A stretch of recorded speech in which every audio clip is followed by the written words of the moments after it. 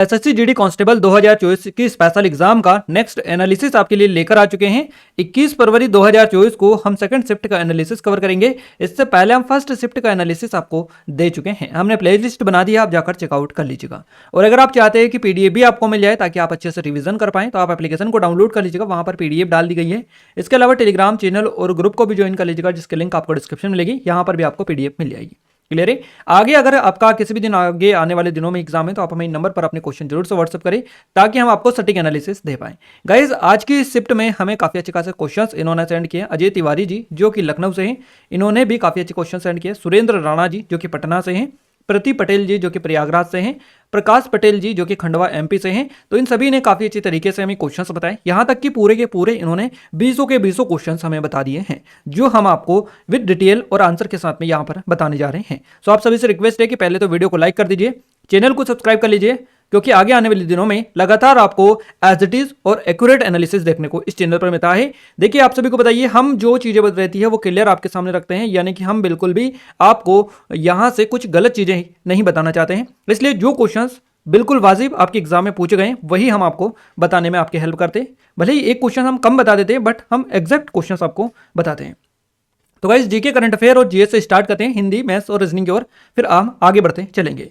तो पहला क्वेश्चन आपकी स्क्रीन पर दिखाई दे रहा है आपको। पहला क्वेश्चन पूछा गया है आपका, फीफा वर्ल्ड कप 2022 कहां पर हुआ। यह क्वेश्चन इस तरह का फॉर्मेट भी आपका हो सकता है कि फीफा विश्व कप 2022 की मेजबानी किस देश ने की थी। क्लियर है। तो करेक्ट आंसर हो जाएगा कतर। कतर आपका करेक्ट आंसर रहेगा। कतर में यह हुआ था 2022 का फीफा विश्व कप। फीफा विश्व कप 2022 ये 21 नवंबर 2022 से 18 दिसंबर 2022 तक कतर में खेला गया था। क्लियर है। और अर्जेंटीना इस वर्ल्ड कप का चैंपियन बना था, उसे फीफा विश्व कप ट्रॉफी प्रदान की गई। अतिरिक्त समय के बाद 3-3 से ड्रॉ के बाद पेनल्टी पर फ्रांस के खिलाफ 4-2 से फाइनल जीतने के बाद अर्जेंटीना को चैंपियन का ताज पहनाया गया था। और विश्व कप में कुल 32 टीमों ने भाग इसमें लिया था। 2000 फीफा विश्व कप 2022 फीफा विश्व कप अंतर्राष्ट्रीय पुरुष फुटबॉल चैंपियनशिप पहली बार अरब देशों में यह आयोजित किया गया था। और फीफा विश्व कप का पहला और उद्घाटन मैच अल बेट स्टेडियम में खेला गया। फीफा विश्व कप का फाइनल जो मैच है ये 18 दिसंबर को खेला गया 2022 को लुसेल आइकॉनिक स्टेडियम में ये खेला गया। बेसिकली याद रखिएगा। तो यहां से ये जो डिटेल जितनी भी बन सकती है हमने पूरी डाल दी है। अगर यहां से क्वेश्चन बनेगा तो एक सिंगल आपका क्वेश्चन आपका बाहर नहीं जाएगा, है ना। और इसी उम्मीद के साथ हम आपको हर एक क्वेश्चन को कवर करवाते हैं ताकि जो डिटेल आप पढ़ें उसमें से एक सिंगल क्वेश्चन आपका बाहर ना जाने पाए। आइए नेक्स्ट क्वेश्चन देखते हैं। अगला क्वेश्चन है, माघ बिहू का दूसरा नाम क्या है। ये क्वेश्चन ऑलरेडी हम आपको पढ़ा चुके थे। माघ बिहू का दूसरा नाम भोगाली बिहू है। भोगाली बिहू, देखिए बिहू से रिलेटेड सारी डिटेल हमने डाल दी है। 3 बिहू त्योहार बेसिकली होते हैं। कौन कौन से। बोहाग बिहू जो बोहाग बैसाख मध्य अप्रैल के महीने में मनाया जाता है। एक होता है माघ बिहू, माघ जो कि जनवरी के मध्य में महीने में मनाया जाता है। और एक होता है कति बिहू जो कति यानी कार्तिक अक्टूबर के मध्य के महीने में मनाया जाता है। तो ये 3 त्योहार है बिहू वाले, बोहाग बिहू, माघ बिहू और कति बिहू। क्लियर है। तो बोहाग जो बिहू है इसे रोंगाली बिहू के नाम से भी जाना जाता है। क्लियर है। तो क्वेश्चन यहीं से आपका बेसिकली बना है, ये वाला माघ बिहू वाला। माघ बिहू को भोगाली बिहू कहा जाता है। तो हो सकता है अगले शिफ्ट में आपसे बन जाए कि बोहाग बिहू को कौन से नाम से जाना जाता है, तो इसको रोंगाली बिहू भी कहा जाता है। मौज मस्ती का त्योहार है ये, जो असमिया नववर्ष और वसंत की शुरुआत का प्रतीक माना जाता है। क्लियर है। इसके अलावा माघ बिहू को भोगाली बिहू भी कहा जाता है, जो मूलतः भोजन का त्योहार है। माघ बिहू फसल कटाई के मौसम के अंत का प्रतीक माना जाता है। इसके अलावा एक लास्ट है कति बिहू वाला। क्लियर है। 3 बिहू ये हैं बेसिकली। तो कति बिहू है, इसको कोंगाली बिहू भी कहा जाता है। और अन्य बिहू के विपरीत एक भड़कीला त्योहार नहीं है और उत्सव प्रकृति में गंभीर है। पौधे के सामने मिट्टी का दीपक जलाया जाता है और परिवार की खुशहाली और अच्छी फसल के लिए देवी से बेसिकली इसमें जो है प्रार्थना की जाती है। अगला क्वेश्चन पूछा गया आपसे कि अंकिता रैना किस खेल से संबंधित है। गाइस खेल के खिलाड़ियों से लगातार एक एक क्वेश्चन हर शिफ्ट में आपका बन रहा है, तो इस टॉपिक को आप अच्छे से देख लीजिएगा। अंकिता रैना टेनिस खेल से इनका संबंध है, ध्यान रखिएगा। अंकिता रविंदर कृष्ण रैना इनका पूरा नाम है। भारत की एक टेनिस खिलाड़ी ये हैं। इनका जन्म 11 जनवरी 1993 को हुआ था। और 2013 से लगातार एकल और युगल दोनों में भारत में प्रथम स्थान पर ये रही हैं। रैना ने एक WTA टूर खिताब और WTA 125 इवेंट सभी युगलों में यानी युगल में एक खिताब के अलावा ITF सर्किट पर 11 एकल चैंपियनशिप और 23 युगल खिताब इन्होंने बेसिकली जीते हैं। इसके अलावा अप्रैल 2018 में ऐसा करने वाली सिर्फ 5वीं भारतीय खिलाड़ी बनी, क्योंकि उन्होंने शीर्ष 200 एकल रैंकिंग में अपनी पहली उपस्थिति दर्ज की थी। 2016 में दक्षिण एशियाई खेलों में रीना ने महिला एकल और मिश्रित युगल प्रतियोगिता में भी स्वर्ण पदक जीता था। तो ध्यान रखिएगा 2016 में दक्षिण एशियाई खेलों में जीता था। अब नेक्स्ट जो क्वेश्चन पूछा गया है, देखिए एक ने हमें यह बताया कि अंबेडकर पुरस्कार किसे दिया गया इस तरह का, दूसरे ने बताया पद्म विभूषण 2024 किसे दिया गया। हो सकता है ये दो अलग अलग क्वेश्चन हो या फिर एक ही हो, या दोनों में से एक आपका पूछा गया होगा कोई सभी, तो इसलिए हम श्योर नहीं है इस क्वेश्चन को लेकर। बाकी हम पद्म विभूषण वाला बता रहे थे कि ये क्वेश्चन 100% पूछा गया। बाकी अंबेडकर पुरस्कार वाला आपका कल पूछा गया था, योगी आदित्यनाथ को दिया गया था वो वाला पुरस्कार, हो सकता है आज भी पूछा गया हो, पर इसको लेकर हम श्योर नहीं है। हम आपको पहले ही बता दे रहे हैं, जो भी चीजें हैं क्लियर है, ट्रांसपेरेंसी के साथ है पूरी चीजें, एक एक चीजें हम बिल्कुल भी आपको भ्रम में नहीं रखना चाहते हैं। तो देखिए यहाँ पर पद्म विभूषण 2024 कितने लोगों को इस बार दिया गया, तो ये जो है टोटल 5 लोगों को इस बार दिया गया है। सुश्री वैजयंतीमाला बाली, सुश्री वैजयंतीमाला बाली और श्री कोनिडेला चिरंजीवी, श्री एम वेंकैया नायडू, श्री बिंदेश्वर पाठक और सुश्री पद्मा सुब्रमण्यम। तो 1, 2, 3, 4 और 5, ये 5 लोगों को 2024 का पद्म विभूषण जो है के लिए चुना गया है। बेसिकली नाम याद रखिएगा। भारत के राष्ट्रपति आमतौर पर मार्च या अप्रैल में राष्ट्रपति भवन में विशेष समारोह में ये पुरस्कार प्रदान करते हैं। 2024 के लिए राष्ट्रपति ने 132 पद्म पुरस्कारों को मंजूरी दे दी है, जिसमें 2 संयुक्त पुरस्कार यानी कि एक रूप में गिने जाएंगे जो संयुक्त पुरस्कार होते हैं ये शामिल है। सूची में 5 पद्म विभूषण, 17 पद्म भूषण और 110 पद्मश्री शामिल है। अब यहाँ पर जो 5 पद्म विभूषण है ये आप देख लीजिएगा किन किन लोगों को ये मिलेगा। देखिए सुश्री वैजयंतीमाला बाली जो कि कला के क्षेत्र में इनको दिया जाएगा, तमिलनाडु से इनका संबंध है। श्री के कोनिडेला चिरंजीवी, इनका कला से संबंध है और आंध्र प्रदेश राज्य से ये बिलोंग करते हैं। श्री एम वेंकैया नायडू सार्वजनिक मामलों से संबंध है, आंध्र प्रदेश से आते हैं। श्री बिंदेश्वर पाठक सामाजिक कार्य से इनका संबंध है और बिहार से ये हैं। सुश्री पद्मा सुब्रमण्यम ये कला से संबंधित और तमिलनाडु से ही आते हैं। तो तमिलनाडु के 2 आंध्र प्रदेश और 1 बिहार के लोगों को ये पद्म विभूषण के लिए बेसिकली चुना गया है। आइए नेक्स्ट क्वेश्चन देखते हैं। अगला क्वेश्चन है राज्यसभा की कुल सीटें कितनी है। यह क्वेश्चन इस तरह से भी हो सकता है कि राज्यसभा में सदस्यों की अधिकतम संख्या कितनी हो सकती है, दोनों का आंसर एक ही है। सेम क्वेश्चन है, बस घुमा फिरा कर आपसे पूछा गया है। 250 आपका करेक्ट आंसर रहेगा। क्लियर है। राज्यसभा में कुल सीटें 250 है और अधिकतम सदस्य संख्या भी 250 ही है। राज्यसभा में सदस्यों की कुल संख्या 250 है। भारतीय संसद के ऊपरी सदन को राज्यसभा के नाम से जाना जाता है और निचले जो सदन होता है उसको लोकसभा कहा जाता है। यह एक स्थायी सदन है और यह कभी भी भंग नहीं किया जा सकता है, जिसे राज्यों की परिषद के रूप में भी जाना जाता है। इस सदन में कुल 245 सदस्य और अधिकतम 250 सदस्य इसमें होते हैं। क्लियर है। 245 सदस्यों में से 12 जो सदस्य राष्ट्रपति द्वारा नामित किए जाते हैं और 233 जो है ये चुने जाते हैं। क्लियर है। राज्यसभा के सदस्यों के नामांकन की जो सुविधा है ये आयरलैंड के संविधान से ग्रहण की गई है बेसिकली। तो याद रखिएगा, अगर क्वेश्चन बने तो आप आसानी से बता दीजिएगा। अगला क्वेश्चन है संतोष ट्रॉफी कौन से खेल से संबंधित है, तो इसका संबंध फुटबॉल से हो जाएगा। संतोष ट्रॉफी अखिल भारतीय फुटबॉल महासंघ AIFF भारत में खेल की शासी निकाय के तहत क्षेत्रीय राज्य संघों और सरकारी संस्थानों द्वारा आयोजित फुटबॉल नॉकआउट प्रतियोगिता का एक महासंघ है। पहली राष्ट्रीय क्लब लीग शुरू होने से पहले 1996 में नेशनल फुटबॉल लीग संतोष ट्रॉफी को भारत में शीर्ष घरेलू चैंपियनशिप के रूप में माना गया था। अगला क्वेश्चन है मौर्य साम्राज्य की राजधानी क्या थी, तो ये पाटलिपुत्र थी। मौर्य साम्राज्य का समयावधि लगभग 321 से 185 ईसा पूर्व थी। पाटलिपुत्र मौर्य साम्राज्य की राजधानी हुआ करती थी और पाटलिपुत्र के आसपास का जो क्षेत्र है ये सम्राट के प्रत्यक्ष नियंत्रण में हुआ करता था। मौर्य साम्राज्य में राजधानी पाटलिपुत्र और तक्षशिला, उज्जैनी, तौसाली और स्वर्णगिरी के प्रांतीय केंद्रों के 5 प्रमुख राजनीतिक केंद्र उस टाइम पर ये मौर्य साम्राज्य में हुआ करते थे।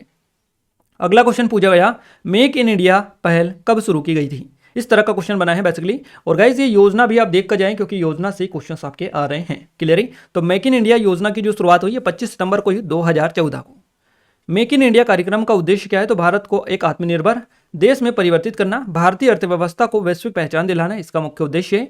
मेक इन इंडिया कार्यक्रम 25 सितंबर 2014 को शुरू किया गया था और इसे भारत के प्रधानमंत्री नरेंद्र मोदी द्वारा लॉन्च किया गया था। इसे भारत में 12वीं पंचवर्षीय योजना के दौरान लॉन्च किया गया था 2014 में। ध्यान रखिएगा 2012 से 12वीं जो पंचवर्षीय योजना थी ये 2012 से 2017 के बीच में चली थी। तो कोई से भी योजना अगर इसके बीच में स्टार्ट हुई है तो क्वेश्चन इस तरह बनेगा कि ये जो योजना है किस पंचवर्षीय योजना के दौरान शुरू की गई है। क्लियर है। इस तरह से क्वेश्चन कल आपका बना था कि हरित क्रांति जो शुरुआत हुई थी कौन से पंचवर्षीय योजना के दौरान शुरू हुई थी। IIT कौन से जो IIT 5 IIT खोले गए थे किस पंचवर्षीय योजना के दौरान खोले गए थे। इस तरह से कल भी आपके क्वेश्चंस बने थे और आज भी पंचवर्षीय योजना से क्वेश्चन आपका बना है। क्लियर है।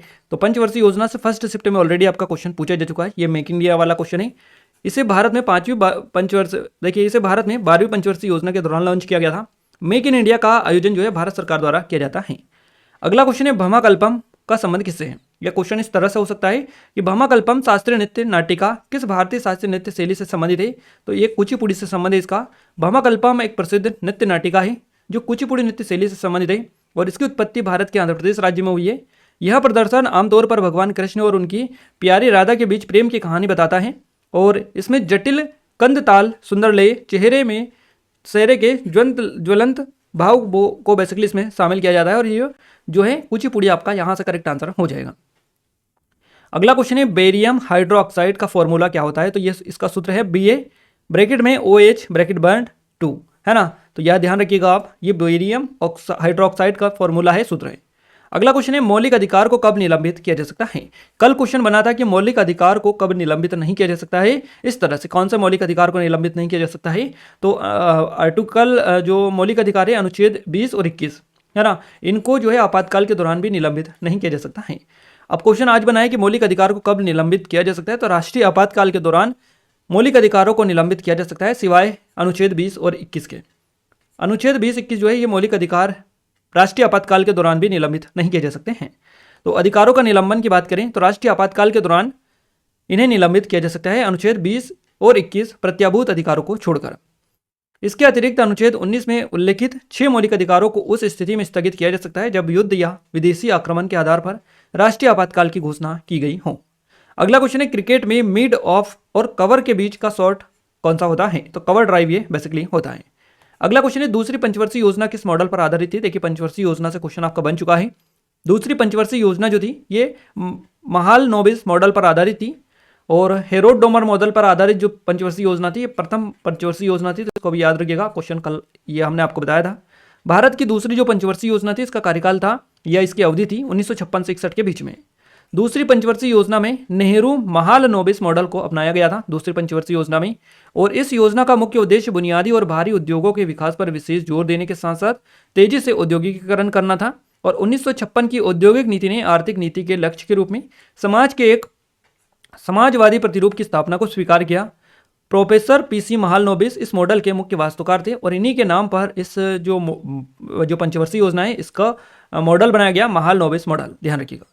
अगला क्वेश्चन है हमारा फीफा विश्व कप 2022 का विजेता कौन है। देखिए फीफा से 2 क्वेश्चन बेसिकली पूछे गए फीफा विश्व कप 2022 से। एक क्वेश्चन बना है कि फीफा विश्व कप 2022 का आयोजन कहां पर हुआ है, दूसरा बना है कि फीफा विश्व कप 2022 का विजेता कौन रहा है। तो आपका जो इसका आयोजन जो हुआ है ये कतर में हुआ है, कतर में। और फीफा विश्व कप 2022 का जो विजेता रहा है ये अर्जेंटीना रहा है, याद रखिएगा। अर्जेंटीना ने 18 दिसंबर 2022 को 36 साल बाद अपना तीसरा विश्व कप जीतने के लिए पेनल्टी शूट आउट में फ्रांस को 4-2 से हराया है। गोल्डन बॉल पुरस्कार लियोनेल मेसी को दिया गया और उन्हें ये जो पुरस्कार है 2014 में मिला था। अगला क्वेश्चन आपकी स्क्रीन पर आ चुका है। रणजीत सिंह ट्रॉफी किस खेल से संबंधित है। यह क्वेश्चन इस तरह से होगा महाराजा रणजीत सिंह स्वर्ण कप किससे संबंधित है। सही जवाब रहेगा हॉकी से। महाराजा रणजीत सिंह स्वर्ण कप हॉकी से संबंधित है और इस पुरस्कार की शुरुआत 1978 में की गई थी। महाराजा रणजीत सिंह पुरस्कार को जीतने वाले पहले व्यक्ति थे परगट सिंह। क्लियर है। Lady Ratan Tata trophy, MCC trophy, Nehru trophy, Aga Khan cup, Beighton cup सभी जो है हॉकी से संबंधित है। अगर रतन टाटा ट्रॉफी आपसे पूछी जाए लेडी रतन टाटा ट्रॉफी तो इसका संबंध भी हॉकी से हो जाएगा। MCC trophy, Nehru trophy, Aga खां ट्रॉफी, बेटन ट्रॉफी, तो ये सभी हॉकी की ट्रॉफियां हैं और ट्रॉफियों से क्वेश्चंस बन रहे, आप याद रखिएगा। अगला क्वेश्चन है भारत में सिटी ऑफ जॉय किस शहर को कहा जाता है। सही जवाब कोलकाता हो जाएगा। कोलकाता शहर का उपनाम सिटी ऑफ जॉय डोमिनिक लेपिएरे के 1985 के देखिए 1985 के इसी उपन्यास के नाम पर बेसिकली इसका नाम रखा गया। और मुंबई को सिटी ऑफ ड्रीम्स कहा जाता है। इसके अलावा नासिक जो है इसको वाइन कैपिटल ऑफ इंडिया के नाम से जाना जाता है। जैसलमेर को गोल्डन सिटी ऑफ इंडिया या गोल्डन सिटी के नाम से जाना जाता है। सिलिकॉन वैली किसे कहा जाता है, silicon of valley of India, तो ये बेंगलुरु को कहा जाता है। तो इन शहरों के भी उपनाम आप देख लीजिएगा, क्वेश्चन आपके बन रहे हैं। अगला क्वेश्चन है हमारा मंगल पांडे को 8 अप्रैल को फांसी दी गई थी, इस तरीके से बताया हमें। एक ने बताया स्वतंत्रता सेनानी मंगल पांडे को फांसी कब दी गई थी, दूसरे ने बताया स्वतंत्रता सेनानी मंगल पांडे को फांसी कहां पर दी गई थी। तो आप सभी को आपको जितनों ने भी क्वेश्चंस बताए हैं जिस तरीके सारे आपको इस डिटेल में मिल जाएंगे। देखिए इनको जो फांसी दी गई थी ये बैरकपुर छावनी पश्चिम बंगाल में दी गई थी। कब दी गई थी, 8 अप्रैल 1857 को। मंगल पांडे को 8 अप्रैल 1857 को फांसी दी गई थी। वो 1857 के विद्रोह के प्रथम शहीद थे। वो ब्रिटिश ईस्ट इंडिया कंपनी की 34वीं बंगाल पैदल सेना के सिपाही थे। कोलकाता के निकट बैरकपुर मैदान में 8 अप्रैल 1857 को पांडे को बेसिकली फांसी दे दी गई थी। तो यही आपसे बेसिकली इन तीनों क्वेश्चन में पूछा गया, दोनों क्वेश्चंस में जो आपको आंसर मिल चुका है। अगला क्वेश्चन है, निम्नलिखित में से कौन भरतनाट्यम के लिए संगीत नाटक अकादमी के प्राप्तकर्ता है? इनका नाम है गीता चंद्रन। भरतनाट्यम के लिए संगीत नाटक अकादमी के प्राप्तकर्ता जो है इनका नाम गीता चंद्रन है। अब ऑप्शंस के ऊपर भी डिपेंड करता है कि ऑप्शन आपको क्या मिला था। अगर ये मिला था तो ठीक है, अदरवाइज हम आपको एक और नाम बता देते हैं, राधा श्रीधर को भी आपको राधा श्रीधर को भरतनाट्यम में उनके योगदान के लिए वर्ष 2018 का संगीत नाटक अकादमी पुरस्कार मिला था। 2007 में ये मिला था चंद्रन को। देखिए यहाँ पर हम आपको बता दें 2016 में मिला था चंद्रन को, ये इनको 2007 में भारत का चौथा सर्वोच्च नागरिक पुरस्कार पद्मश्री मिला था। तो याद रखिएगा गीता चंद्रन आपका करेक्ट आंसर है। वर्ष 2016 के लिए भरतनाट्यम के लिए संगीत नाटक अकादमी पुरस्कार गीता चंद्रन को प्रदान किया गया था। चंद्रन को कला में उनके योगदान के लिए 2007 में भारत का चौथा सर्वोच्च नागरिक पुरस्कार पद्मश्री मिला था। और राधा श्रीधर को भरतनाट्यम में उनके योगदान के लिए 2018 का संगीत नाटक अकादमी पुरस्कार मिला था। अब इन दोनों में से अगर ऑप्शन में आपको मिला होगा तो ठीक है, अदरवाइज और भी ऑप्शंस आपको मिलेंगे, उनको आप कमेंट में कमेंट करके बता सकते हैं। क्लियर है। अगला क्वेश्चन है, भगवान कृष्ण से संबंधित नृत्य कौन सा है? तो ये ओडिसी नृत्य है। ओडिसी नृत्य में विष्णु के 8वें यानी भगवान विष्णु के 8वें अवतार कृष्ण के बारे में कथा बताई जाती है। और यहाँ एक कोमल कविता में शास्त्रीय नृत्य है जिसमें ओडिशा के परिवेश तथा इसमें इसके सर्वाधिक लोकप्रिय देवता भगवान जगन्नाथ की महिमा का गान किया जाता है। अगला क्वेश्चन है, महिलाओं के लिए 33% सीटें आरक्षित करने का प्रावधान है। तो इस तरह से बेसिकली ये क्वेश्चन एग्जैक्ट हमें नहीं मिल पाया, बता रहे थे कि किसी राज्य ने ऐसा करने का ऐलान किया है। बेसिकली इस तरह से जो भी खैर चीज़ें हों आप कमेंट में एग्जैक्ट क्वेश्चंस बताने में हेल्प करें ताकि हम आपको और एक्यूरेट एनालिसिस और आंसर दे पाएं। गाइस देखिए, हमें आपको पता होगा जो क्वेश्चंस एग्जैक्ट मिल पाते हैं उनका हम आपको 100% सही आंसर बता देते हैं, बट जिसमें थोड़ा सा डाउट होता है, क्वेश्चंस का आधा अधूरा मिल पाता है, उनमें आंसर बताना भी पॉसिबल नहीं हो पाता है और आपको जल्दबाजी में हम गलत आंसर बता देते हैं। तो हम नहीं चाहते कि आप गलत आंसर आप याद करें, तो इसलिए आप पूरा क्वेश्चंस बताएं और पूरा आंसर आपको पता चल जाएगा। महिलाओं के लिए 33% सीटें आरक्षित करने का प्रावधान से रिलेटेड देखिए, लोकसभा में 20 सितंबर को महिला आरक्षण बिल 454 मतों से पास हो गया। लोकसभा में ये पास हुआ 20 सितंबर को और इस बिल के जरिए लोकसभा और सभी राज्यों की विधानसभाओं में महिलाओं के लिए 33% सीटें आरक्षित हो जाएंगी। हालांकि केंद्र सरकार के इस नारी शक्ति वंदन अधिनियम को लागू होने में कई साल लगने की संभावना है। तो ध्यान रखिएगा, देख लीजिएगा एक नज़र। 20 नंबर के क्वेश्चंस 20 यानी कि 20 के 20 क्वेश्चंस यहाँ पर हमें मिल चुके थे और हमने आपको पूरे के पूरे कवर करवा दिए। आप सभी ने जो क्वेश्चंस हमें सेंड किए हैं, आपसे आगे भी कहना चाहेंगे अगर आप वीडियो देख रहे हैं, आगे आने वाले दिनों में आपका एग्जाम है तो आप हमें ऐसे ही क्वेश्चंस पूरे जितने भी याद हो एटलीस्ट आपको सेंड करें ताकि हम आपको सबसे पहले और सबसे सटीक एनालिसिस दे पाएँ। ये टेस्ट सीरीज अगर आप चाहें तो डिस्क्रिप्शन में लिंक है, इस पर जाकर डेमो चेकआउट कर सकते हैं और अपना टेस्ट दे सकते हैं, अपनी तैयारी जान सकते हैं कितनी तैयारी आपकी, कितना स्कोर आप कर पा रहे हैं और किस लेवल पर आपके जो है तैयारी अभी चल रही है। देखिए हिंदी की बात करेगा, इस हिंदी का पहला क्वेश्चन है, उपहास का विलोम क्या होता है? तो उपहास का विलोम हो जाएगा अपहास। इसी तरह अगला क्वेश्चन है, विष्णु का पर्यायवाची क्या होता है? दामोदर, पीताम्बर, जनार्दन, मुकुंद, गोविंद, कमलाकांत, लक्ष्मीपति, उपेंद्र, ये सारे जो हैं ये विष्णु के पर्यायवाची शब्द हैं, तो ध्यान रखिएगा। अगला क्वेश्चन पूछा गया, गांधी जी पर एक गद्यांश आया था और गद्यांश आया था उससे 5 क्वेश्चन आपके बने थे, तो 5 नंबर का यह आपका यानी कि 5 क्वेश्चन इससे सीधे सीधे हो जाएंगे। लोकोक्ति से क्वेश्चन आपका बना है, प्रत्यय से आपका क्वेश्चन पूछा गया है, विलोम शब्द से आपका क्वेश्चन बना है, इसके अलावा मुहावरे आपका पूछा गया, वाक्य शुद्धिकरण से भी क्वेश्चन आपका बना है, शुद्ध वाक्य से, पर्यायवाची आपका बना है, रिक्त स्थान से क्वेश्चन बने हैं, अनेक आरती शब्द से भी क्वेश्चन आपका बना है, वर्तनी वाले क्वेश्चन आपके आए थे, इसके अलावा संज्ञा से भी आपके क्वेश्चन बने थे। बात करें मैथ्स में, देखिए परसेंटेज से 2 क्वेश्चन आपके बने हैं, टाइम एंड वर्क से 1 क्वेश्चन है, औसत से 2 क्वेश्चन आपके पूछे गए, SICI से 1 क्वेश्चन है, नंबर सिस्टम से आपका क्वेश्चन बना है, DI से 1 क्वेश्चन बना था और मेंसुरेशन 2D 3D से भी क्वेश्चन आपका पूछा गया, लाभ हानि से 2 से 3 क्वेश्चन बने हैं, रेलगाड़ी से आपका क्वेश्चन बना है, आयु से 1 क्वेश्चन बना है, अनुपात से क्वेश्चन पूछा गया और बोर्ड मार्क्स से भी क्वेश्चन आपका पूछा गया है। ये टॉपिक वो है जो हमें बताए हैं इन्होंने, बाकी हो सकता है और भी टॉपिक आपको एग्जाम में देखने को मिले हों और भी अलग अलग टॉपिक से आपके क्वेश्चंस बने हों, हमें जितने मिले हमने आपको बताए हैं। रीजनिंग में बात करें, सिटिंग अरेंजमेंट से 1 क्वेश्चन पूछा गया है, पजल से क्वेश्चन बना है, कोडिंग डिकोडिंग से 2 से 3 क्वेश्चन पूछे गए, रक्त संबंध से 1 क्वेश्चन बना है, पेपर कटिंग से क्वेश्चन बना है, मिरर इमेज से 1 क्वेश्चन है, दिशा निर्देशन से 1 क्वेश्चन है, 5 से 1 क्वेश्चन आपका बेसिकली पूछा गया है, लुप्त संख्या से 1 क्वेश्चन है, इसके अलावा आकृति से 4 से 5 क्वेश्चंस बने हैं, नंबर सीरीज से 2 से 3 क्वेश्चन है और बैठक व्यवस्था यानी सिटिंग अरेंजमेंट से 2 क्वेश्चंस बने हैं। तो रीजनिंग का भी काफी हद तक आपको आइडिया लग चुका है कि कितने ज्यादा क्वेश्चंस किस टॉपिक से आपके बन रहे हैं और जो टॉपिक आपका ज्यादा पूछा जा रहा है जैसे कि आकृति से 4 से 5 क्वेश्चंस बन रहे हैं, तो इस टॉपिक को अभी जाइए और अभी अच्छे से इस टॉपिक को पूरा कंप्लीट कर लीजिएगा, क्योंकि आपको लगातार हम कल से एनालिसिस कवर करवा रहे हैं। अब तक हम 4, 2, 6 शिफ्ट एनालिसिस कवर करवा चुके हैं और आपको आइडिया लग चुका है कि कहाँ से ज्यादा क्वेश्चंस बन रहे हैं, उनके ऊपर आप अच्छे खासे कमांड रखिएगा, क्योंकि आगे आने वाले दिनों में इन्हीं टॉपिक से आपको क्वेश्चंस देखने को मिलेंगे। क्लियर है। तो आई थिंक आपको गाइस वीडियो पसंद आया होगा और काफ़ी हेल्प यहाँ से मिली होगी। अगर आप चाहते हैं कि इस वीडियो की पीडीएफ भी आपको मिल जाए तो आप हमारी एप्लीकेशन को डाउनलोड कर लीजिएगा। दोनों के लिंक आपको डिस्क्रिप्शन में मिल जाएगी, साथ ही टेलीग्राम को भी ज्वाइन कर लीजिएगा। क्लियर है। और अगर आपने इस वीडियो को लाइक नहीं किया है, इस चैनल को सब्सक्राइब नहीं किया, तो आप सभी से रिक्वेस्ट है कि वीडियो को लाइक और चैनल को सब्सक्राइब करना बिल्कुल भी ना भूले। और अपने दोस्तों के साथ इस वीडियो को शेयर नहीं किया है तो कर दीजिएगा, ताकि हमें सपोर्ट मिले, मोटिवेशन मिले आपके लिए, और अच्छे से अच्छे वीडियोस हम लाने की कोशिश करते रहें। क्लियर है। तो लगातार डेली बेसिस पर हम यहाँ पर आपके लिए वीडियोस लेकर आ रहे हैं। आप सभी से रिक्वेस्ट है कि सब्सक्राइब करके बेल आइकन को ऑल पर सेलेक्ट कर लीजिएगा, ताकि जो भी नया वीडियो आए सबसे पहले आप सभी के पास में ही पहुंच पाए। मिलते हैं हमारे नेक्स्ट शिफ्ट के एनालिसिस के साथ, तब तक के लिए जय हिंद, वंदे मातरम।